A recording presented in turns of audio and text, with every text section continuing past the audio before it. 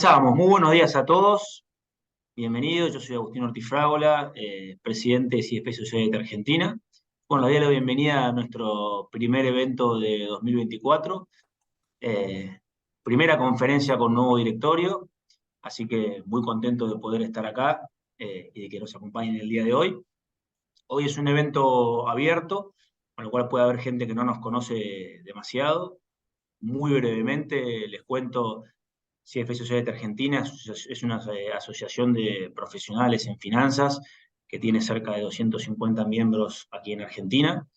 Y bueno, por supuesto, todos poseen la certificación de CFA Charter Holder que otorga el CFA Institute, que tiene base en Estados Unidos.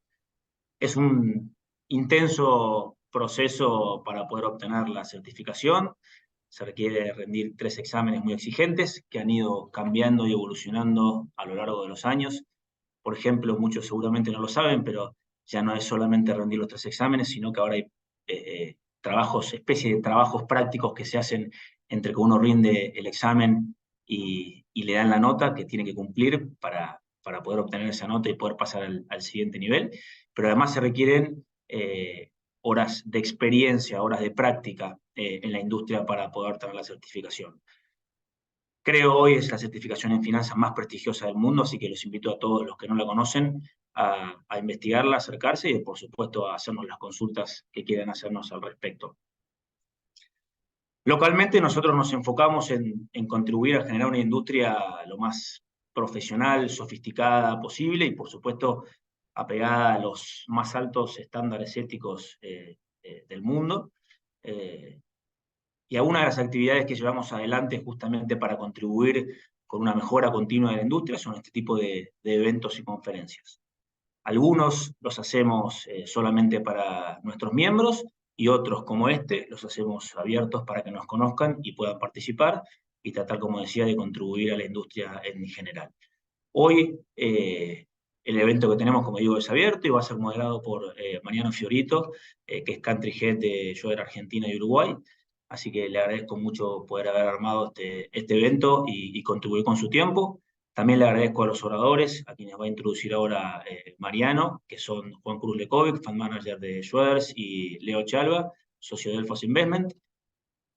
Los tres son amigos de la casa porque los tres son CFA Charter Holders y miembros de nuestra society, así que un agradecimiento especial a ellos tres por su participación y por su tiempo, que es muy valioso, para contarnos un poquitito lo que están viendo tanto localmente como en el mundo.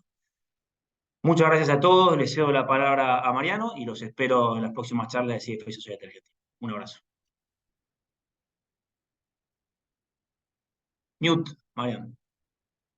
Ahí estamos. Perdón, recién hablábamos que años de pandemia y todavía no me puedo acostumbrar a las charlas virtuales. Bueno, bienvenidos a todos. Mi nombre es Mariano Fieritos. Soy, como dice Agus, country head de Shoulders para Argentina y Uruguay y tengo el orgullo de formar parte del directorio con el rol de vicepresidente. Así que, nada, me parece súper valorable arrancar el año con un evento que dé exposición y poderlo hacer con dos charter holders de excelencia como es Leo y Juan Cruz. Brevemente, Leo Quialba tiene más de 25 años de experiencia en el mercado, es partner de Delfos Investment, es una de las consultoras más valoradas del mercado argentino y quiero hacerlo público. Leo es un gran formador de talento en Argentina. La verdad que todo el mercado tiene que estar agradecido por el labor que hiciste en formar gente, que es una tarea realmente muy compleja y nada, quiero agradecerte porque realmente lo valoro de corazón. Y Juan Cruz Lecovi, que es un discípulo de Leo, trabajó con él en Delfos y hoy es fan manager y estratega de Shoulders. Un poco la idea de esta videoconferencia es poder abordar lo que es la coyuntura de los mercados globales. Me parecía que la primera charla del mercado o la primera charla del CFA tenía que ser una charla introductoria de qué estamos o cuál es la perspectiva que podemos tener con respecto a lo que está ocurriendo en Estados Unidos y su implicancia en los distintos mercados. Después la idea es bajar a Latinoamérica y por último terminar con Argentina, que sin duda vamos a tener mucha tela para cortar. Así que entiendo, Juan Cruz, que tenés una presentación para compartir. La idea, la dinámica de la llamada o de la videoconferencia es que ustedes puedan canalizar las preguntas a través del chat. Yo las voy a ir moderando, somos bastantes los que estamos hoy conectados. Y sí, seguir el hilo ese, ¿no? De mercados globales, la TAM y Argentina. Así que, Leo, Juan Cruz, les cedo la palabra. Bueno, gracias Mariano, Agustín, bueno, a toda la Society, a todos los presentes, la verdad que somos un montón, así que un placer volver a estar en alguno de estos eventos. Y bueno, y en este caso compartiendo un poco cuando charlamos en la previa, le decía de ir pimponeando temas desde una visión top-down, arranquemos por los temas de los cuales menos sabemos, como siempre digo, pero más hablamos. Tal vez eso se estudia en los cursos, de uno tiende a hablar mucho de los temas que menos conoce, porque en definitiva cuando uno se equivoca, no es tanto la culpa de uno, ¿no? Porque si vos te equivocás en Argentina, invirtiendo en Argentina, es casi un pecado mortal, ¿no? Porque vivimos acá, estamos acá, consumimos política, economía, mercados, todos los programas, los canales de tantos canales que hay de periodismo. En cambio, bueno, si te equivocás en que Powell, viste, no iba a no iba a bajar las tasas 7 veces, sino que la va a bajar 3, bueno, se equivocó todo el mundo. Así que bueno, un poco la idea es arrancar con lo de una visión de afuera y después ir bajando un poco adentro. Así que, bueno, Juan Cruz, también presentate y arrancamos. No sé si justo se cayó o... No, no, estaba Ah, escuchando, Gabriel. Bueno, primero que nada, gracias a CFA Society Argentina por la invitación. Es mi primer evento, mi primera charla como expositor, así que un poco de nervios, pero bueno, con el paso de los minutos seguramente me vaya tranquilizando un poco. También agradecerle obviamente en particular a Mariano y a Leo. Un poco ya ayer lo comentaba, Leo es mi mentor, es la persona que me enseñó las bases para todo lo que aprendí después, posteriormente en el mercado. Y bueno, yo hoy trabajo en Joders y Mariano fue quien me abrió la puerta, así que para mí es, además del honor y el placer de estar dando una charla del CFA, bueno, compartirlo con dos personas que laboralmente para mí me marcaron mucho en mi camino. Pero bueno, hecha la presentación, Leo, como habíamos hablado, empezar un poco por la parte internacional. No sé si querés que ya haya una introducción de las cosas que estoy viendo, que estoy pensando, qué cosas analizamos, o preferís arrancarlo vos. Para mí sería mejor que arranque vos, pero bueno, para no ser yo. bueno, yo creo que, a ver, el core es como que el gran motor de los mercados este año es si la Fed baja la tasa y por la razón correcta. Como siempre digo, recuerden la correlación histórica de que generalmente cuando la Fed baja la tasa de interés, los mercados de riesgo sufren. ¿Por qué? Porque baja la tasa por una mala noticia que generalmente está asociada a la recesión. Con lo cual, primero distinguir eso. El mercado pasó del hard landing, pensaba que iba a haber una recesión, al soft landing y como ahora lo llaman al hot landing, porque al final la economía está más caliente de lo que se esperaba. Entonces, eso me parece que es como para la primera definición o el riesgo a monitorear durante este año, que no haya datos económicos que nos precipiten a un escenario que nadie está pensando que es el de la recesión. ¿Por qué? Porque la recesión generalmente nunca nadie la ve. Cuando aparecen por algún evento sistémico, inesperado, es un shock, y en ese shock, por más que se bajan las tasas de interés, los activos de riesgo caen mucho. Y eso suele contagiar a la región, porque obviamente el dólar sube de valor, caen los precios de los commodities, se devalúan las monedas de nuestros vecinos y nosotros nos caemos en esa desgracia. Por suerte, hoy el consenso va más por el otro lado, como que bueno, la economía norteamericana va a un aterrizaje suave, que no estaría siendo ni siquiera un aterrizaje, sigue volando un poquito más bajo, pero eh, sigue volando. Eso no sucede tanto para Europa y algunas otras partes del mundo, pero bueno, hablemos de la economía más importante que es la norteamericana. Entonces, ese driver, que de alguna manera muchos están esperando, que es el inicio de un ciclo de baja de tasas, por la razón correcta, que es que bajó mucho la inflación, entonces hay margen para bajar las tasas, se viene demorando, ¿no? Pues la baja de tasas iba a ser en marzo, ahora todo se pospuso para junio, el mercado llegó a pricear 7 bajas de tasas, ahora está más acomodado a 4, la Fed dio un guidance de 3, con lo cual me parece que la buena noticia es que no llega la recesión, que sería, yo creo, la peor noticia para nosotros los inversores si estás apostando largo, ¿no? Si estás apostando short, bueno, estás esperando la recesión que no llega. Pero si estás en una visión más constructiva, primero ir monitoreando ese riesgo de la recesión. Y en segundo lugar, este disparador, que por ahí algunos estaban pensando que si se daba, empezaba a bajar más plata a, por ejemplo, regiones como Latinoamérica, o empezaba a ir más plata a China, que de alguna manera China está esperando que la Fed mueva para ellos poder mover más agresivamente.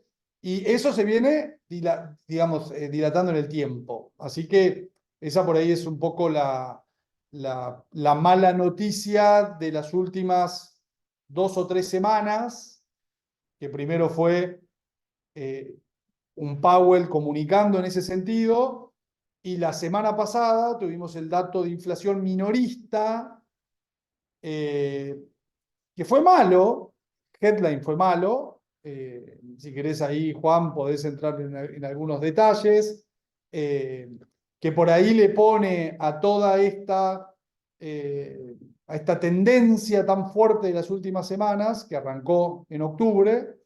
En LATAM ya enero tuvo corrección con la suba de tasas, el resto de bolsa norteamericana siguió muy firme, sobre todo con los 7 fantásticos.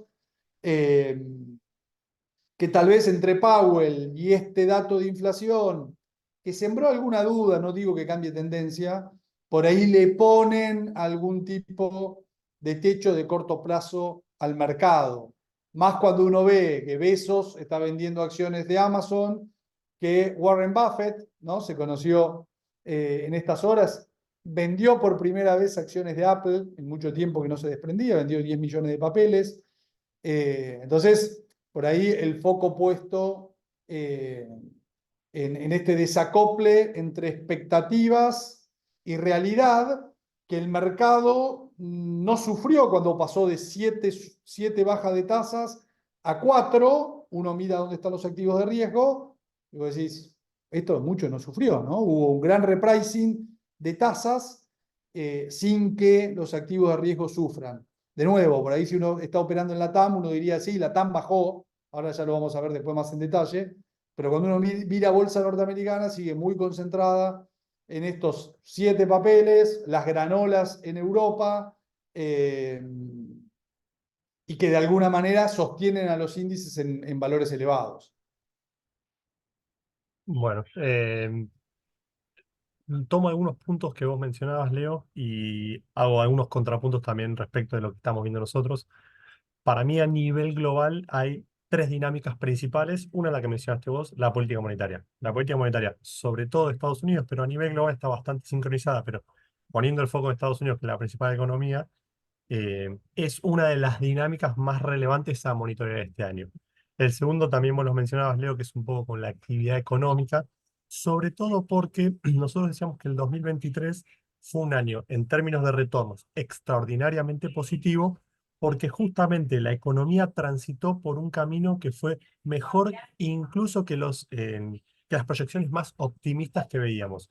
Nosotros siempre hablábamos de un soft landing, hard landing, incluso de un no landing.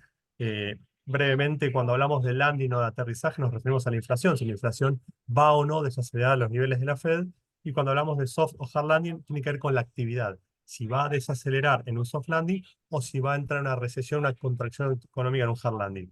Lo que pasó en 2023 fue que la inflación desaceleró muy fuertemente desde 2022, pero la actividad económica no solo no desaceleró, sino que creció o aceleró el crecimiento. Últimos 2 trimestres creció al 4,9 y 3,3 trimestral anualizado, con lo cual ahí tenés una aceleración, un crecimiento económico por encima de lo que ha sido la tendencia de los últimos 20 años. Eso permitió que llegáramos a un comienzo de 2024 con activos de riesgo en máximos históricos, pero sobre todo con niveles de evaluación muy altos. esa parte de lo que es el equity y las valuaciones, hay unas filminas para poner, pero primero me quiero detener en la parte de la política monetaria, porque lo que vos mencionabas, Leo, era lo que nosotros estábamos viendo también. Cuando comienza el 2024, el mercado ponía en precios 7 bajas de tasa, o casi 7 bajas de tasas en este año, cuando la Fed en diciembre había puesto un guidance de 3. Ese guidance del 3 nosotros decíamos que venía con 4,1 de desempleo, 3,1 de crecimiento, no, perdón, 1,5 de crecimiento económico y inflación yendo al 2,5 interanual. Con lo cual, para que la Fed tuviese más de 3 bajas, algo tenía que pasar en estos 3 terrenos que hiciera que la Fed tenga que ser más agresiva en la baja. O la actividad económica desacelerando menos, o creciendo a menos de 1,5, o el desempleo arriba de 4,1, o la inflación arriba de 2,5. La realidad es que el desempleo está por debajo de ese nivel y la actividad económica creciendo por arriba del 1,5. Con lo cual, no había motivos para ser más agresivo en la baja de tasas, salvo que hubiese una desinflación mucho más fuerte de la que estamos viendo. Todo esto nos hacía pensar a nosotros que el ritmo de baja de tasas, al menos por ahora, lo va a poner la inflación. Y si la inflación empieza a generar sorpresas negativas, lo que el mercado podría empezar a pensar es, va a tener que ser mucho más agresivo en la política monetaria de lo que estamos viendo, y eso podría finalmente inducir a la recesión económica, que es lo que vos mencionabas, Leo. Cuando vemos las bajas de tasas o los movimientos de tasas, importa mucho el por qué. Porque si vamos a el viernes 2 de febrero, las tasas largas subieron 10 puntos básicos porque el dato de empleo salió muy por encima del esperado. Y en ese contexto, el S&P ralió. Ahora, si vamos al martes pasado, las tasas también subieron 10-15 puntos básicos, pero lo hicieron porque la inflación fue más alta de lo esperado y el S&P corrigió. Entonces, es importante esta diferencia que vos destacas de cuál puede ser el movimiento de tasas, y lo que nosotros pensamos es que el escenario base de la Fed es el de un soft landing, y si se llega a materializar un hard landing, eso parece tener muy poca probabilidad de ocurrencia en los precios que hoy vemos en el equity. Sí, sería catastrófico hoy por cómo está parado el mercado si llega a venir alguna sorpresa recesiva, ¿no? De alguna manera, Powell tiene algo que los banqueros centrales se preocupan un montón por una sencilla cuestión que es su prestigio, ¿no? Generalmente, como a todos nos pasa, porque ya está demostrado que no se puede forecastear, siempre te vas a equivocar, es una tarea inhumana. Con lo cual, el tipo lo que no puede perder es el prestigio. Y la verdad que no lo están ayudando.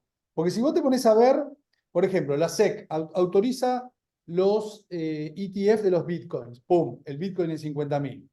La bolsa, por la burbuja de la inteligencia artificial, por la razón que sea, la concentración en estas 7 compañías, tenés al S&P en 5.000 puntos.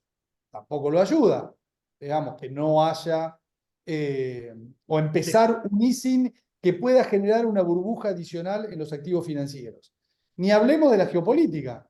La geopolítica no lo ayuda, que por ejemplo, que en el petróleo pase lo mismo que está pasando con los soft commodities. Porque la verdad que los granos, los que, bueno, producimos nosotros, lamentablemente, cayeron un montón. De alguna manera, el oro vale $2.000 la onza. ¿Qué hace el oro en $2.000 la onza con la tasa de interés real en 2%? Si uno mira la correlación histórica, deberíamos tener el oro en 1.300, 1.400. Claramente te está marcando la tremenda emisión que hubo de la fiat currency durante la pandemia, la pérdida de valor estructural de estas monedas, que también uno lo nota en el mercado inmobiliario, que es el que casualmente está empezando a traer algún dolor de cabeza en el índice, sobre todo en el índice de inflación minorista, no en el PCE, que pondera menos. Pero bueno, todas esas cuestiones, de alguna manera, le meten presión a Powell para demorar la decisión, que es lo más lógico, lo más obvio, por más que si uno preparara un algoritmo y dijera, bueno, que el algoritmo haga política monetaria basado pura y exclusivamente en los datos duros de inflación, uno diría, ya tenés margen, y estaba en la filmina anterior, ya tenés margen para bajar tasas. De hecho, si vos excluís Shelter, ya llevas 8 meses consecutivos con inflación abajo del 2%. Pero de nuevo, insisto, el contexto no le juega a favor si todavía no tenés algún deterioro económico mayor para moverte en ese sentido y Bueno, perder potencialmente tu prestigio y tu reputación. un poco en esa línea, nosotros cuando veíamos la decisión de política monetaria de la Fed de fines de enero, lo que nosotros decíamos es que la Fed no tiene prisa, porque si vos tenés un mercado laboral que está robusto, con una tasa de desempleo en 3,7 y una actividad económica que está creciendo por arriba de lo que ha sido su potencial en los últimos 20 años, por más de que la inflación te habilite, no tenés ningún apuro por hacer una bajada de tasas, pero sí marcar esto que decís vos de la línea azul, que es la inflación CPI núcleo semestral anualizada, que en los últimos 2 meses ha acelerado. Yo creo que ahí es como el primer temor que ve la Fed, y de hecho, cuando fue la conferencia de prensa de Powell, la línea verde es la inflación núcleo PCE semestral anualizada, que hace 2 meses que ya está por debajo de lo que es el target de la Fed. Sin embargo, en la conferencia de prensa, Powell habló de la PCE núcleo interanual que te da 2,9. O sea, prefirió tomar el dato más conservador de la inflación PCE para de alguna manera tratar de bajar un poco las expectativas de no va a ser ya, pero lo más probable es que el próximo movimiento de la Fed sea el de una baja. Ahora, con estos datos de inflación, si uno tuviese que arriesgar, el escenario base son 3 bajas de tasas. Si uno tuviese que arriesgar por los datos que estamos viendo, yo creo que es más probable que haya 2 a que haya 4, porque justamente la Fed no tiene ningún apuro, por más de que tenga margen por el lado de las tasas. De todos modos, lo que vos mencionabas también es cierto, en que pese a este repricing que hubo en las tasas, donde vos ves que la línea celeste, que es las proyecciones del mercado, lo que es los futuros de la Fed Fund Rate, contra lo que es el dot plot de la Fed, se ha acomodado bastante, está bastante más en línea, y ya expectativas de mercado y proyecciones de la Fed van por un mismo sendero. Ahora en marzo hay actualización de proyecciones de la Fed, con lo cual veremos si sigue manteniendo estas 3 bajas de tasas para el presente año. Yo creo que sí. Y el último comentario respecto a la política monetaria, porque nos eximos bastante más de lo que queríamos en este segmento, es que es verdad que importa el motivo por el cual vos estás bajando la tasa, pero para mí tampoco hay que dejar de lado que hoy la normalización de la política monetaria tiende a una baja de tasa. O si uno ve las que son la tasa de largo plazo de la Fed, las proyecciones de tasa real de largo plazo, daría la sensación que hoy la política monetaria de la Fed está en una estancia contractiva y que una normalización implicaría, por un lado, continuar con el quantitative tightening, esto de seguir achicando la hoja de balance, y por otro lado, el de bajar la tasa de política monetaria, aunque estos movimientos sean contradictorios en esencia, los dos tenderían en esta instancia a una normalización de la política monetaria. De mi lado, Leo, Perdón, el mensaje un poco de esto, y lo vemos por ahí en estos gráficos, es el del mercado que necesita un combustible, ¿no? Un combustible para seguir subiendo. ¿Cuál es ese combustible? Ya sabemos que si viene una recesión es una bomba atómica y los mercados caen un montón, 22% en promedio para el índice S&P 500. Con lo cual, ese escenario hay que estar monitoreando ese riesgo que hoy parece tener poca probabilidad de ocurrencia. Pero una Fed un poco más restrictiva hace que el mercado pierda combustible en un momento en el cual se pone, como bien lo marca acá el gráfico del Equity Risk Premium, que está muy bajo, o sea que las valuaciones están muy altas. Se consumió mucho cash de los portafolios, es decir, los portfolio managers que en octubre del 2022, de acuerdo a datos de BOFA, llegaban a tener más del 6% de cash en los portafolios, apenas hoy tienen poco más de 4%, 4,2% de cash en los portafolios. Entonces, no hay un combustible hacia adelante tan claro en relación, sobre todo a la Fed, ¿no? Por ahí Europa, que ese es todo otro tema, pero nos iríamos por las ramas respecto al riesgo de la volatilidad de las monedas, que es algo que a mí me preocupa. Si Europa empieza a bajar las tasas, porque no le queda otra, porque realmente ahí las condiciones sí están para bajar tasas, y Estados Unidos todavía no lo va a hacer. Cuando miramos también la alocación a acciones que tienen los fondos, estamos en el máximo desde noviembre de 2021. Y cuando miro la alocación a acciones tecnológicas, estamos en el máximo desde agosto de 2020. Entonces, en un mercado que, como muestra el Equity Risk Premium, no está barato, está bien, está muy concentrado en estos 7 papeles que son los que están muy caros, y es como que el resto de la bolsa norteamericana sí por ahí está más barata. El cash en los portafolios se redujo, el nivel de complacencia está muy alto y el nivel de alocación está muy elevado. Es una combinación en la cual vos decís, che, la expectativa por ahí, dado que la Fed no va a bajar las tasas en marzo, no me paga tanto el riesgo hoy de estar muy comprado, después del tremendo rally que tuvimos desde octubre a hoy en bolsa norteamericana, a 31 de diciembre, diría, en bolsa latinoamericana. Bueno, respecto de eso, Leo, Leo, tengo dos consultas. Primero, Sí. con respecto a lo que es la geopolítica, ¿no? Leo mencionaba geopolítica y más de la mitad de la población del mundo este año va a estar votando. ¿Vos pensás que es un riesgo el tema de las elecciones, sobre todo en Estados Unidos, o que eso puede poner cierta pausa en el rally? Y segundo, la fortaleza del dólar, ¿no? Que creo que es importante y el impacto que tiene la fortaleza del dólar con respecto a mercados emergentes, poco quizás tener tu visión en esos dos temas. Sí, el primero, de nuevo, le está haciendo el laburo mucho más difícil a Powell y a todos los banqueros centrales. Por ejemplo, miremos que tiene que ver con la tasa de desempleo, pero miremos el nivel de inmigración ilegal, ¿no?, a Estados Unidos después de la pandemia. Están entrando 3, 4 millones de personas por año cuando típicamente entraban 400.000, ¿no?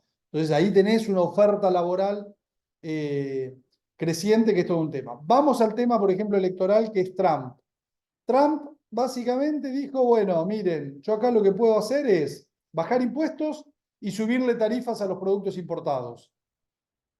Desde el punto de vista inflacionario, si vos sos banquero central y tenés un candidato que puede ganar, que dice esas dos cosas, te lleva a decir, menos aún me voy a apurar en bajar las tasas. Porque esas dos razones son inflacionarias.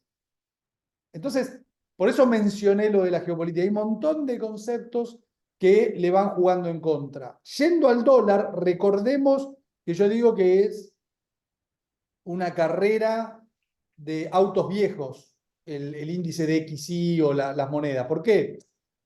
Porque uno dice, el dólar es la mejor dentro de todas las monedas, dentro de todas las peores monedas. Claro, el yen por ahí japonés con su política monetaria super laxa es la peor de todas. Entre paréntesis, la bolsa, un boom, era la bolsa donde había que estar, básicamente Japón, India y Estados Unidos. Entonces, el DXY se va moviendo muy al compás de las tasas. DXY para abajo, en el periodo sobre todo octubre-diciembre, mercados latinoamericanos para arriba. DXY para arriba, desde que comenzó el año, bueno, mercados latinoamericanos para abajo. En ese para arriba, para abajo, es donde yo veo un riesgo a partir de abril, que si me empieza a aumentar la volatilidad en las monedas es una mala noticia para los activos de riesgo. ¿Por qué? Porque si llega a mover el Banco Central Europeo y se me desacoplan las tasas de interés y las expectativas de tasas, ahí es donde las monedas se mueven. Cuando uno hace análisis de larguísimo plazo, uno dice, bueno, las monedas se mueven por diferenciales de tasa y los diferenciales de tasa se mueven por los diferenciales de desempleo. Entonces, de alguna manera, la gran diferencia que tiene hoy la economía europea y la norteamericana me llevan a pensar que ahí hay algo que se va a romper en esto de todos los bancos centrales subiendo tasas al mismo tiempo.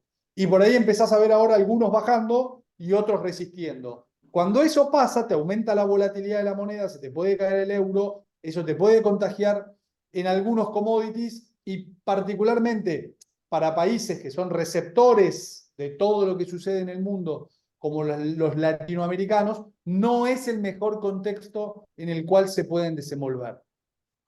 Bien, buenísimo. Sería buenísimo empezar a bajar a Latinoamérica.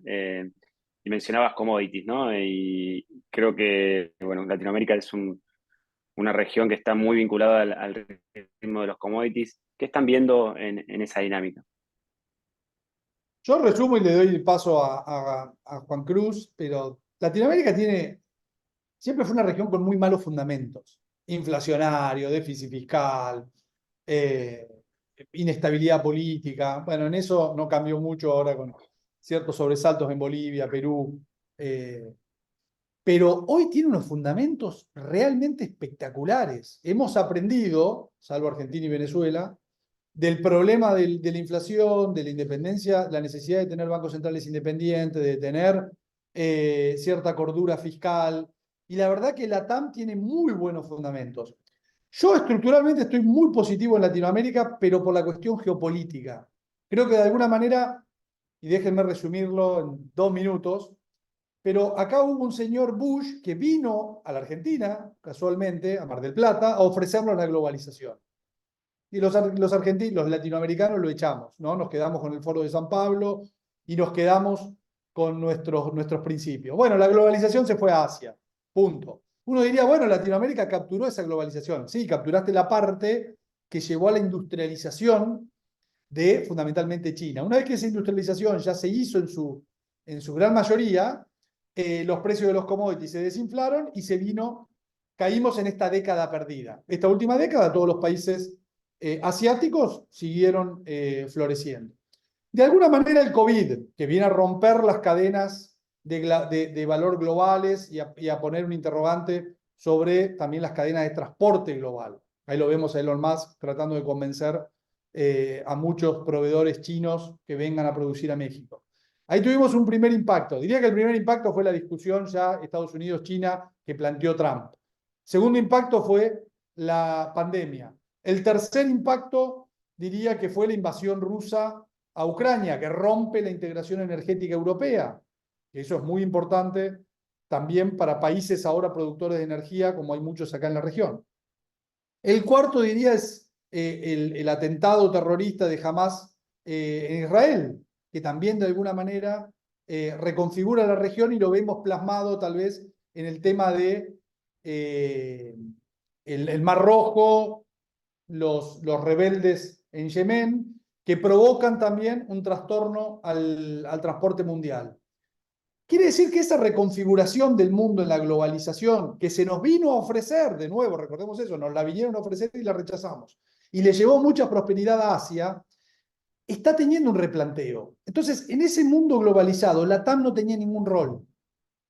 La TAM solamente tiene rol como productor de materias primas, no entrega valor agregado, no tiene infraestructura, no tiene tecnología, no tiene nada.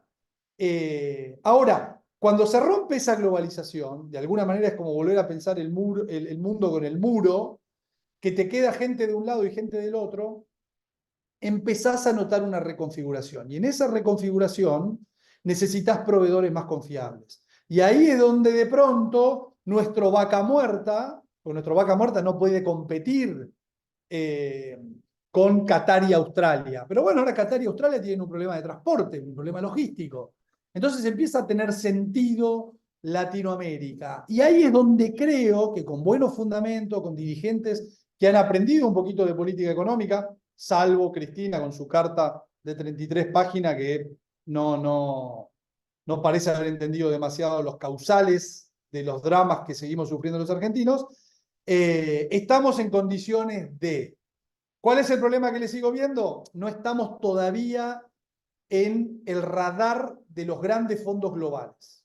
Salvo México, por algo miren dónde está el EWW, México está muy pegado a Estados Unidos, es el país que presenta las mejores condiciones para capturar algo de este nearshoring, de este volver a producir cerca.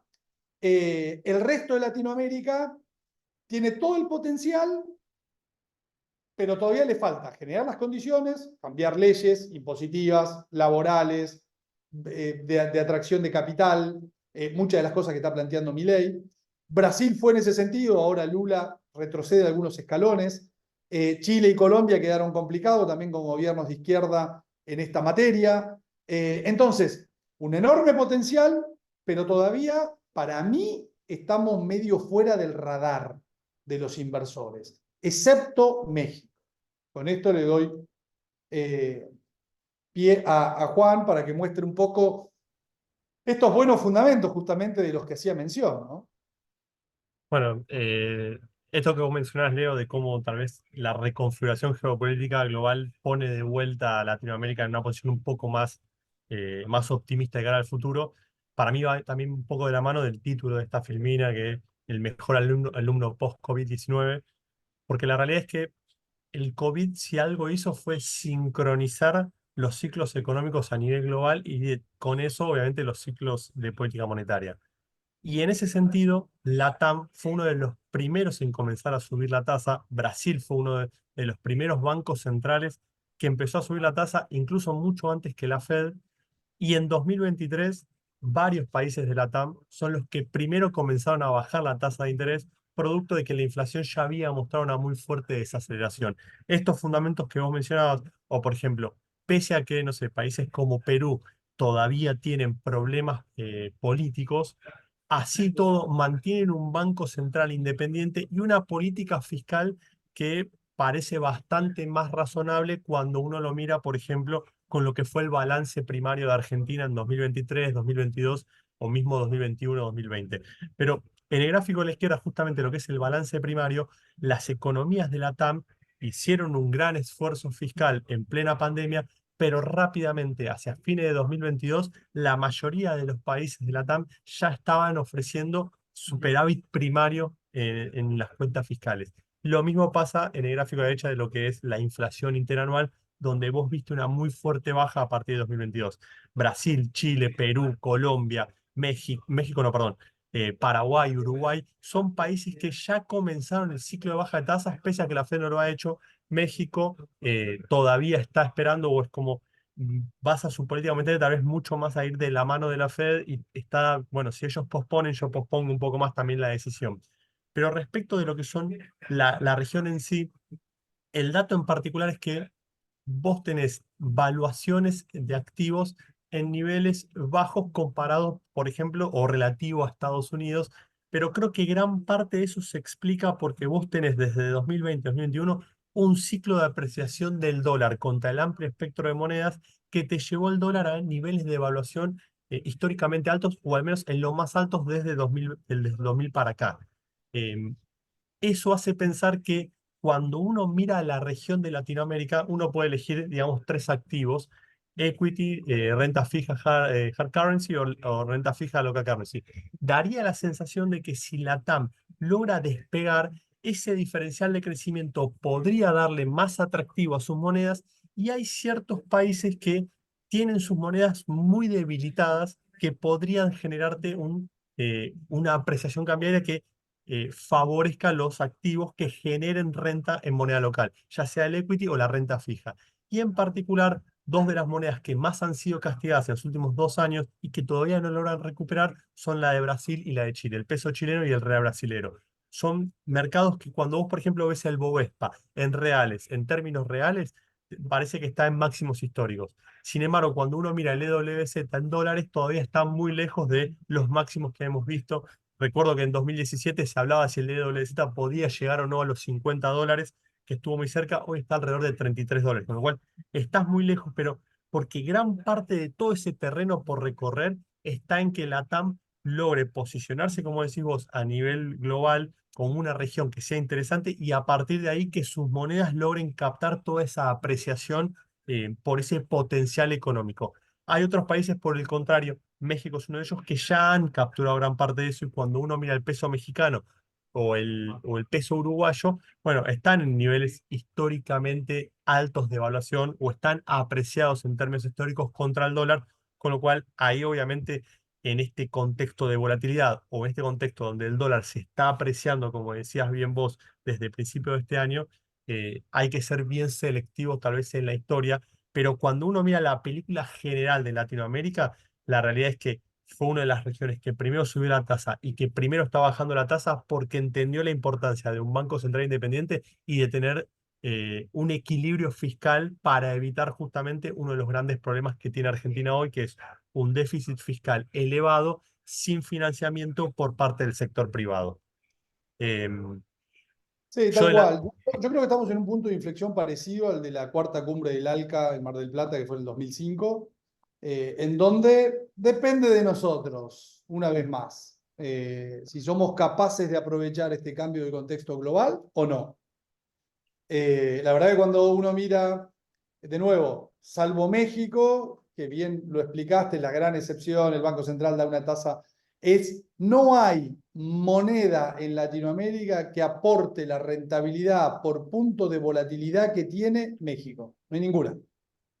Prácticamente tiene un ratio de 1. Para que nos demos una idea, Brasil tiene un ratio de 0,6 y Chile, que paradójicamente Chile era como la segunda mejor moneda de la TAM, ahora pasó a ser la peor. De hecho, la brecha en Argentina se mueve mucho con el peso chileno. No es casualidad que ayer el peso chileno casi mejora 2% en el día y acá el CCL baja 4%. Además de que hubo mucha oferta por 2 días de feriados, por exportadores, etcétera, pero vamos muy vinculados a la brecha chilena. El Banco Central de Chile fue el que más se apresuró en bajar la tasa, pensando que el Chile era el Chile de antes, y no, ahora Chile es como un alumno medio rebelde, y totalmente en el otro costado está México con una moneda súper estable, atrayendo mucho capital, mucho carry, un boom de inversión en México. Está pasando lo mismo que en Estados Unidos. Hay un boom de inversión privada vinculado con el nearshoring. Es el único país que yo veo que está con ganas de aprovechar esto. Yo tengo una gran expectativa con la TAM. En principio me lleva a ser optimista. Las cosas están baratas, están atractivas, los países tienen muy buenos fundamentos. Si se da en la segunda parte del año una baja en las tasas, es muy probable que muchos países puedan empezar a acelerar la baja de tasas y eso darle más dinámica a la economía doméstica. Pero está ante una oportunidad histórica que depende de nosotros. Tal vez Argentina es el país que mejor lo está expresando entre volver a esa Latinoamérica del Foro de San Pablo profunda que rechazó el acuerdo del ALCA allá por el 2005, que se transformó en esta Latinoamérica pobre, o, bueno, tener un poquito una visión asiática de las cosas, fomentar la inversión privada extranjera, que da empleo. Al principio es un empleo barato, sí, es cierto, ahí donde vienen los problemas históricos con la Argentina, de los gremios y demás, como que acá queremos tener empleos caros de poca productividad. Bueno, no, eso no existe. Entonces estamos siempre en esa antinomia y en esa discusión. Así que a mí me hace ser constructivo. Creo que esta demora de la Fed le pone algún signo de interrogación para lo que es el resto de esta primera parte del año, para la TAM, y tal vez el valor se destraba un poco más a fin de año. No quiero extenderme, pero quiero hacer una mención. La TAM depende mucho de China, porque como quedó como mero exportador de materias primas, depende mucho del ciclo económico chino. Y el ciclo económico chino no está luciendo. Seguramente muchos han invertido en bolsa china, les ha ido muy mal, tiene un contagio negativo y adverso, tiene un doble contagio. Contagio por fundamentos es negativo. Es cierto que durante la última parte del año pasado tuvo un tono positivo que fue la plata que quería tomar posición en China, pero no se animaba a comprar acciones chinas porque no sabe si las acciones son tuyas o del gobierno, lo hacía de manera indirecta comprando algunos activos latinoamericanos. Por ejemplo, Vale. Uno dice, bueno, Vale es una empresa brasileña. No, en realidad Vale es una empresa china. Digamos, va con el ciclo chino. Pero bueno, lo que tiene bueno es que tiene la garantía del derecho brasileño, que en principio es mejor que el derecho de propiedad chino. Entonces, eso le permitió capturar algo de flujo, mejorar algo en la ponderación de los índices, pero necesitas que de alguna manera, ahora están en Año Nuevo Lunar, después viene la reunión del Partido Comunista Chino, el gran problema que sigue teniendo China es que si no afloja Powell, por un tema de monedas y de flujo de capitales internacionales, es muy difícil hacer un estímulo mientras el otro te está ajustando. Entonces, en esa sintonía fina, la TAM está un poquito jugado en esta primera parte del año.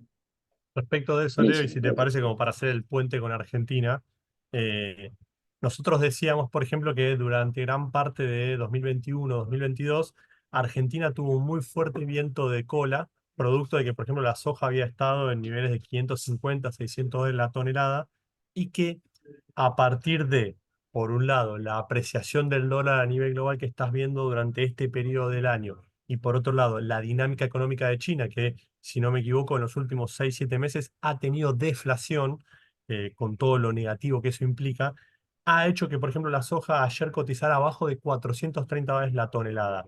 Probablemente todo lo que recuperemos por el lado del Q en las exportaciones, gran parte de eso lo perdemos por el lado del P, porque este año vamos a tener una cosecha, o al menos en estos precios, la cosecha gruesa lo haría con un precio bastante inferior de lo que fueron los años anteriores. Entonces, el viento de cola que tuvo Argentina 2021, 2022, parte de 2023, al menos ahora en 2024, parece poco a poco estar cambiando la dirección, pero en el neto daría la sensación de que por ahora es positivo. Al menos esa es nuestra apreciación, más allá de que ya no es tan positivo como lo fue en los años anteriores.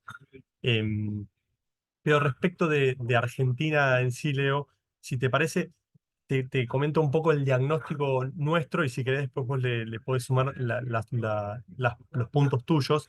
Pero nosotros Dale. decimos que las medidas que tomó Milei o el equipo económico de Argentina en estos 60 días, uno las puede medir en tres dimensiones: dirección, timing y magnitud. En términos de dirección, nosotros decimos que es la correcta, porque el foco está puesto en el déficit fiscal, en que Argentina tiene un déficit fiscal alto, sin financiamiento por el lado del sector privado, y el énfasis del equipo económico estuvo en: este es el problema, acá hay que atacar y las medidas tienen que ir en esa línea. En términos de timing, nosotros decimos que es óptimo, porque cuanto antes lo hagas, antes vas a ver los resultados, pero además, en la medida que pasa el tiempo, van cambiando los incentivos y es mucho más difícil, más adentrado en lo que es el periodo de administración de un nuevo gobierno, poder tomar ciertas decisiones que son mucho más disruptivas, que además empiezan a comerte mucho más capital político que si lo haces al principio, cuando uno puede considerarlo como parte de la herencia recibida. Y la gran incógnita viene por el lado de la magnitud, porque es lo suficientemente agresivo como para pensar eh, que se va a solucionar lo antes posible, porque Argentina está proponiendo ir a un superávit primario de 2 puntos del PBI, pero hay que ver si es socialmente tolerable, y ahí es donde empieza a jugar si la magnitud es o no la indicada. Esa es la gran incógnita de velar, pero a priori que el diagnóstico y la dirección de las medidas vayan en el sentido correcto es tal vez la mejor noticia. Después uno puede ir tomando ciertas variables positivas o negativas. En este trayecto, en estos 60 días, el Banco Central de Argentina ha comprado más de 6.500 millones de dólares, con lo cual eso te da otra espalda, te da otro sostén, te da mucho más sustento, pero por el lado político, bueno, la ley de bases que cayó en la votación particular la semana pasada empieza a sembrar ciertas dudas. Pero en términos generales, nosotros creemos que lo que más optimismo puede llegar a traer es que la dirección de las medidas vaya en la dirección correcta, pero como vos decías también antes, hay mucha tarea por hacer y es por eso que todavía hay cierto recelo, o todavía los inversores no tienen puesto el ojo en Argentina, al menos en lo que son los bonos en dólares, que siguen cotizando alrededor de 35 dólares de paridad. Eso como introducción, Leo, te cedo la palabra. Bien, sí, coincido, suscribo cada palabra de lo que dijiste, Juan. Lo charlábamos en la previa antes de comenzar, que tiene dos lecturas y siempre digo, los argentinos elegimos creer, vivimos acá, es un país que cayó en desgracia hace ya muchas décadas, estamos ansiosos por copiar algo de países que estaban mucho peor que nosotros y que ahora uno los visita y dice, pero ¿cómo puede ser? Pero los bonos argentinos siguen valiendo 35 dólares. Yo digo, Argentina, si comparo, antes usaba Venezuela, pero ahora Venezuela cayó en desgracia de nuevo, ¿no? Porque no va a haber elecciones, digamos, lo volvió a traicionar a Estados Unidos. Así que se cayó de nuevo los 15 dólares, pero hasta no hace mucho valía 25. Ucrania vale 25, Argentina vale 35. Me quedo con el global 2035, pantallas afuera, ¿no? Para aclarar precios y no confundir. O sea que estamos a 10 dólares de países en guerra, de países, digamos, con crisis profunda. Simplifiquémoslo diciendo que estamos a 10 dólares del infierno.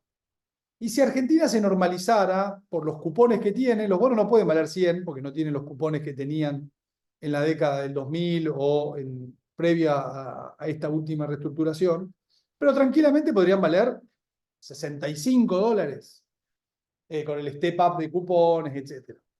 Quiere decir que estamos a 10 dólares del infierno y a 30 dólares del cielo.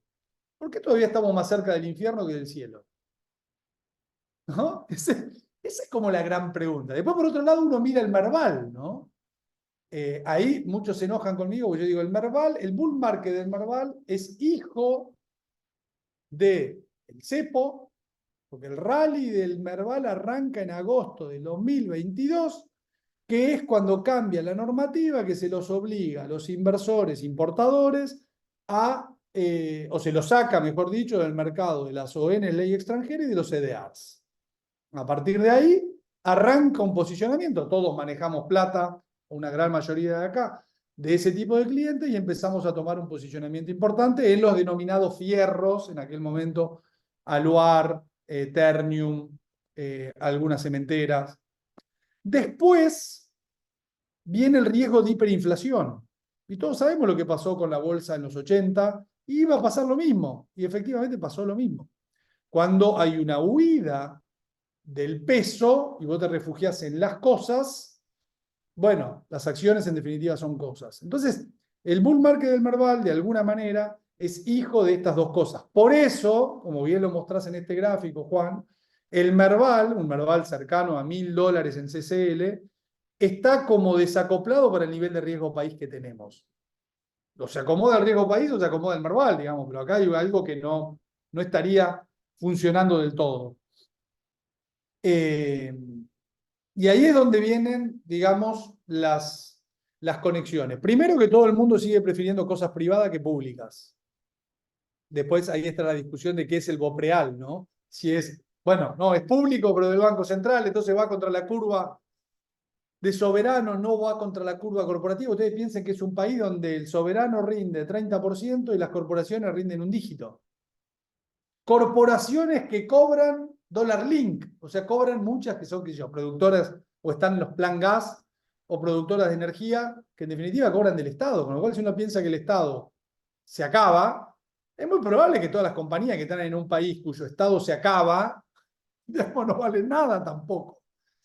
Entonces ahí hay una cosa que está más desacoplada, que uno diría, bueno, hay una mejor relación riesgo-retorno en bonos que en acciones. En acciones me tengo que poner a burguetear un poco más. Ya hace tiempo atrás que uno diría, bueno, si la perspectiva es salir del cepo, el dólar en contado con liqui está carísimo y demás, bueno, los Aluar, Ternium de este mundo no tienen más sentido, tengo que ir a buscar servicios públicos, bueno, toda esa rotación anduvo muy bien. Ahora hay que hacer, además, un poquito más selectivo, porque mucho de todos esos servicios públicos te puso priceando cosas que vimos en los mejores momentos de Macri, que no creo que vayamos ahí, digamos, los bonos valían 100, los bonos valen 35. Entonces, De hecho, Leo, primero, estoy perdón, en Argentina. Sí, Juan. dentro de esa rotación que vos mencionabas, nosotros algo que veíamos, por ejemplo, es que antes de las elecciones de octubre, los bancos estaban bastante rezagados, porque si el plan de gobierno de Milei era una dolarización, bueno, los bancos iban a funcionar tal vez como una caja negra gigante sin dar crédito privado, porque obviamente estabas cambiando la moneda. Em, y a partir de que la dolarización empieza a ser un norte al cual queremos ir, que no va a ser de corto plazo y demás, bueno, gran parte del catch-up del Merval lo impulsaron los bancos. Más allá de que sean que en general son la bandera de los países cuando uno quiere entrar a invertir a un mercado nuevo, más allá de que sean de las acciones más líquidas, cuando uno miraba en términos de price book value, antes de octubre, vos veías que cotizaban alrededor de uno o menos veces valor libro. A partir de ahí, esta rotación que vos mencionabas de, bueno, se acaban los fierros o ya los fierros habían pasado cierto umbral, empezamos a cierta rotación, bueno, los bancos empezaron a capturar parte de esa expectativa de, bueno, tal vez la dolarización no sea una reforma de primera generación, sino que sea de segunda, de tercera, que no sé si eso implica un segundo o tercer mandato o un segundo o tercer año, pero bueno, en definitiva, creo que hay un poco haciéndonos los distraídos y un poco pensando que tal vez la dolarización en algún punto pueda llegar a sacarse de la mesa, los bancos fueron los que aprovecharon un poco esa dinámica. Exacto, sí. Y después cuando uno trata de mirar para adelante, de nuevo, está todo asociado. Porque uno diría, bueno, por ejemplo, un IPF. Uno mira lo que pasó con Vista y lo que pasó con IPF. Bueno, Vista multiplicó por 10, IPF multiplicó por 5. Uno dice, bueno, ¿cuál es la gran diferencia entre Vista y IPF?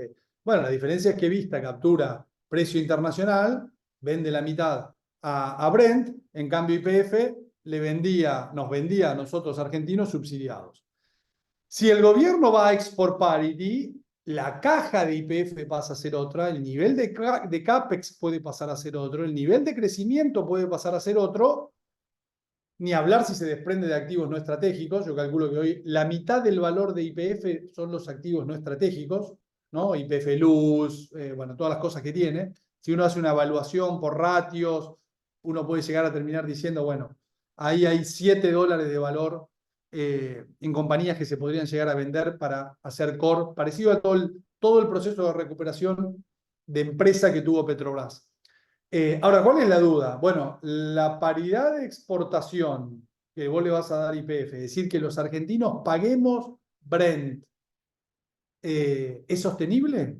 Un poco lo que vos hablabas de la magnitud, ¿no? Todos recordamos el déficit cero de Cavallo. Déficit cero un mes se puede tener, 2 meses se pueden tener, 3 meses se puede tener. La pregunta es, ¿la política y la sociedad después van a tolerar ese déficit cero? No, bueno, a Cavallo no se lo toleraron, terminó cayendo el gobierno. Y vuelvo a los bonos. Por eso todavía estamos más cerca del infierno que del cielo. ¿Por qué? Porque nadie nos cree. Nosotros como argentinos elegimos creer. Cuando vos hablamos entre nosotros los argentinos, estamos todos más constructivos. Como yo digo, moderadamente optimistas. Vos hablás con los tipos de afuera, pusieron una ficha en algo mínima para lo que típicamente podían llegar, o para lo que típicamente ponían en Argentina, para lo que podrían poner en Argentina. ¿Por qué? Porque el track record de Argentina es muy malo. O sea, cada vez que Argentina dijo me voy a portar bien, no se portó. Me voy mucho más cerca. Martín Guzmán, que terminó huyendo del Ministerio de Economía, recuerdan, tuvo un periodo de consolidación fiscal, no emitía, hasta le repagó instrumentos al Banco Central. Hasta que un día lo llamó Cristina, le dijo plan platita, porque si no, la gente no aguanta, y tuvo que dar todo vuelta y volviste al pecado original. Entonces, la gran duda por la cual vos estás a $10 del infierno y a 30 del cielo, con lo cual uno diría el trade, es positivo para un entorno como todo lo que dijimos, que me gustó como lo definiste vos. Todavía el viento de cola o el entorno global es moderadamente a favor. Hay un cambio geopolítico global que también nos juega a favor. Hay que ver si desaprovechamos la oportunidad o no. Todo parece estar alineado para que, che, esta vez se nos da y ganamos el Mundial, como pasó en Qatar. Pero, de nuevo, los inversores externos no nos creen, nos están mirando, quieren que hagamos delivery. Y si logramos concretarlo, ahí se viene, para mí, una liberación de valor en muchos activos argentinos. Déjame agregarte algunas cositas, Leo. Yo coincido con vos en la idea de que los bonos soberanos en dólares ofrecen una relación riesgo-retorno mucho más atractiva que lo que es el equity, por un poco lo que veíamos antes, porque como decís vos, en una normalización, y esto es que Argentina vaya a cotizar como los rating single B, es que más o menos la curva quede flat alrededor de 10-11% de tasa. Eso implicaría que los bonos vayan a paridades de 65-70%, con lo cual es mucho el upside en esa normalización. El downside obviamente está un poco, bueno, acotado, como decías vos, a lo que puede ser Ucrania. Entre medio, por supuesto, que está el tema de si Argentina puede evitar o no tener que volver a reestructurar, porque en 2025 vos tenés vencimientos de 10 billion por año. Y ahí deja de meter un asterisco de un bono que vos mencionaste, que para mí puede ser un cambio de paradigma para Argentina, que es el Bopreal Serie 2. ¿Por qué digo que puede ser un cambio de paradigma? En el sentido de que cuando uno mira los bonos soberanos de Argentina, todos tienen vencimiento de 2029 en adelante, es decir, después de esta administración, pero sobre todo después del 2025, que es la gran barrera que tenemos que superar. Es en 2025, y un poco está en el acuerdo con el FMI, Argentina debería reacceder a los mercados internacionales de deuda porque parece difícil que todos los años pueda estar pagando solo de bonos soberanos 10 billones de dólares. Ahora, el Bopreal Serie 2 vence en junio de 2025 y eso hace que tal vez la probabilidad de default de ese bono en particular pueda ser percibida como mucho más baja que el resto de la curva. Por lo tanto, el Bopreal Serie 2 tal vez sea el primer bono soberano en dólares desde desde la reestructuración de 2020 para acá, que vuelva a cotizar por tasa y no por paridad. Porque en estos niveles de paridad, no sé si vos coincidís, Leo, pero todavía los bonos siguen cotizando por paridad. Justamente esto de estar viendo que están en 35 de paridad y no decir que rinden 30, 40, justamente un poco da la idea de que se miran por paridad. En cambio, el Bopreal Serie 2, que amortiza mes a mes a partir de julio, que vence en junio de 2025, es decir, solo un cupón de los grandes lo agarra, que es el de enero de 2025, puede llegar a evitar eso y tal vez ser percibido como que tenga mucha menos probabilidad de default y a partir de ahí empezar a cotizar por tasa, que empezamos a ponerle precio a ese bono por tasa y no tanto por paridad. Después el resto, obviamente, Coincido, fue un gran acierto del Banco Central porque ese bono no iba a cotizar. exactamente. Y era como un error decir, pucha, un bono que va a valer más de $80, si uno dijera en un mundo teórico, son bonos que tienen mucha oferta y se usan como moneda de cambio, ¿no? Entonces, eso a veces los distorsiona. Debería valer arriba de 90. Pero dado que los bopreales tienen un flujo de oferta muy adverso, operan con un descuento importante. Eh, bueno, pero ya que la Argentina tenga un bono cotizando, no sé, voy al medio, 85, ya es un golazo. Ahí Leo y Juan Cruz, como para ir cerrando, o sea, ¿cuál sería el trigger de corto plazo que piensan ustedes que podría acercarnos un poquito más a la tierra? No pido ir al cielo, pero, y tampoco no quisiera estar en el infierno, pero estar en este nivel donde estamos con los pies en la tierra en Argentina. O sea, sería la acumulación de reservas, sería ver delivery por el lado fiscal, o sea, ¿qué para ustedes en orden de magnitud es lo más relevante? Déjame, a ver, yo aprendí cuando era muy chico que me enseñaron, país emergente, 80% política, 20 fundamentos. País desarrollado, 20% política, 80 fundamentos. Con lo cual, me lleva a la política. Y ahí es donde sufrimos el primer traspié por el cual uno dice, ¿viste? O sea, vos hablas con un tipo de afuera que te dice, ¿viste por qué valen los bonos lo que valen? Tenían que pasar una ley y no la pasaron. Entonces, creo que ahí es un gobierno nuevo, que no tiene partido, que se conformó, que llegó por circunstancias únicas, históricas. Creo que tiene que mirar un poquito hacia Chile, hacia Brasil, cómo gobernar en estos medios esquemas parlamentarios a los que está yendo Latinoamérica y encontrar ahí una base homogénea. Si empezamos a ver, porque ahora se va a desmembrar, ¿no?, la ley ómnibus y van a empezar a ir determinadas leyes, y empezamos a ver que esas leyes pasan, no necesitamos 144 votos, ¿no? Con 129 estamos. Bueno, conseguir esos 129, lo mismo en el Senado, que permitan ver que hay una dinámica política positiva. Y por otro lado, que el paso del tiempo haga que la dinámica social sea positiva. Porque de alguna manera yo digo, Milei ganó 2 meses habiendo perdido 2 meses. ¿Por qué? Porque pasaron los 2 peores meses de su gestión. Si Dios quiere, ¿no? Que no pase nada en el mundo y demás. Pero los meses de 25 y 20% de inflación ya quedaron atrás. Ahora vienen meses de 17, yo creo que marzo, digamos, a ver, no sé, febrero podrá ser entre 15 y 17.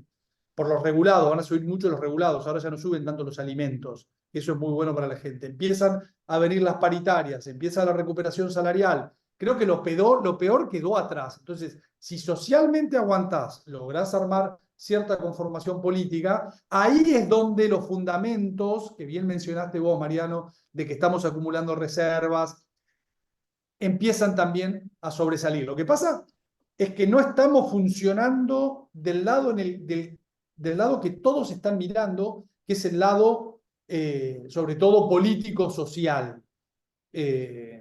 Y ahí es donde creo que están puestas las lentes. Por eso digo, si ato todos los cabos, desde Powell a Milei y la política, casi que uno podría decir, bueno, por ahí, después de esta buena performance del último trimestre del año pasado, por ahí tenemos un primer semestre de depuración, de que no vamos a ningún lado, de que no camina la cosa. O no camina acá, no camina en la región. por ahí hasta no camina en la bolsa norteamericana. Y después, si logramos armar ese consenso político, socialmente, que es muy bueno que Milei siga sosteniéndose en las encuestas de opinión, atravesamos este infierno, bueno, uno puede empezar a decir, che, acá hay algo, y sobre todo de cara a la elección 2025, que de nuevo, ¿cuánto iba a sacar el partido de Milei en 2025 sin Milei? Nada. Entonces es muy bueno que Milei quiera asociarse a un partido que tiene estructura como el PRO, de manera tal de presentarse a las elecciones legislativas con chances de tener un rol, porque si no, no iba a tener ni siquiera ningún rol. Eh, Así que creo que pasa fundamentalmente por ahí la cuestión para destrabar, ¿no? Para que se dé el gatillo. Ahí tengo una pregunta que viene más por el lado, creo que lo mencionaste cuando hiciste el ejemplo de Caballo, que dice, ¿qué haría que Argentina soporte socialmente un superávit cero? Creo que esa es un poco la gran pregunta del millón y lo linkeaste a Caballo, pero Leo, te dejo que le respondas. Mira, te lo voy a poner en una frase que me dijeron que me pareció espectacular, es que al peronismo le llegó el largo plazo. ¿Qué quiere decir esto? Que el peronismo, desde Perón, siempre le venía un golpe militar, el peronismo genera un... El objetivo del peronismo es noble, es que todos vivamos bien, digamos, vivamos como ricos, más allá de nuestros estándares, para lo cual consume stock de capital, consume reservas, o sea, consume o expropia, le saca flujo a otro para redistribuir. Pero el peronismo nunca le había llegado a largo plazo. ¿Qué significa? Que nunca le había estallado al peronismo. Bueno, la gente percibió que le estalló al peronismo, con esa inflación del 250% que termina dejando el gobierno de Alberto Fernández. Y el fracaso, si quieren ustedes, por más que hizo un gran trabajo en contener las variables de masa, pero ese fracaso en no hacerle sentir a la gente lo que es el peronismo. La gente sintió la rigurosidad de la inflación. Entonces, al peronismo le llegó el largo plazo. Esa es la gran diferencia histórica que hay hoy por hoy. Cuando asumió Macri, siempre lo dijimos, Cristina le dejó un país ordenadito, desde el bolsillo de la gente. La gente estaba bien. Y vos le pusiste un ajuste sobre sus hombros. Bueno, la gente se puso de mal humor. Acá estamos al revés. La gente llegó mal, vos le estás pidiendo un sacrificio adicional, y si eso sale bien, y el contexto te ayuda, van a empezar a cosechar el rédito de eso. Entonces, para mí la gran diferencia histórica es que al peronismo le llegó el largo plazo en el 2023. Muy buena frase para cerrar. No sé, Juan Cruz, si querés hacer algún comentario. No, respecto de cuáles pueden ser los triggers, como decía antes Leo, la pregunta anterior, yo creo que la acumulación de reservas, que es un dato que vamos viendo día a día, puede sentar las bases para que tener un gobierno mucho más sólido, tener muchas más herramientas para trabajar. Que la política va a ser el gran trigger, como mencionaba Leo, y que siempre y cuando el superávit primario o el balance fiscal se plantee como objetivo, porque hoy es el principal ancla económica que tiene Argentina. Quizás hay ciertas dudas de cuándo puede salir el cepo, quizás hay ciertas dudas qué puede pasar con el crawling, quizás hay ciertas dudas qué puede llegar a pasar. Bueno, donde hay más claridad, donde hay más certezas es en el balance fiscal, y que Argentina, si empieza a mostrar cierta debilidad en ese objetivo, puede ser un trigger negativo. Ahora, si sostiene ese objetivo, creo que es la piedra fundamental para mantener esto. Y por último, tal vez los datos de inflación o la inflación que vayamos sintiendo día a día en las diferentes actividades que vamos haciendo, de alguna manera puedan llegar a marcar el termómetro social. Por poner un extremo, si los próximos 4 meses la inflación es 25% todos los meses, probablemente sea intolerable. Ahora, si los próximos 4 meses la inflación es 2% mensual, para ponerte en el otro extremo, probablemente sea socialmente mucho más tolerable. Entonces, la inflación de alguna medida, de alguna manera, que es un dato que tenemos mes a mes, pero que lo vamos viendo día a día, puede llegar a marcarte qué tan tolerable o no puede ser este plan económico o la magnitud de este ajuste fiscal que estábamos mencionando al principio. Leo, Juan Cruz, la verdad me hicieron muy fácil la tarea de moderador, así que agradecerle. Tuvimos una cantidad de participantes excepcional, arriba de 100 participantes de forma constante en la videollamada. Nada, con esto cierro. Agradecerles a todos por por el interés y los invito a seguir vinculándose con CFA Society, que vamos a estar haciendo muchos eventos relacionados a coyuntura y también a distintos temas de interés para el mercado. Así que con esto, ni más que agradecerles y bueno, nos volvemos a ver en otra ocasión. Sí, Mariano. Muchas gracias por la invitación. Muchas gracias. Muy claro.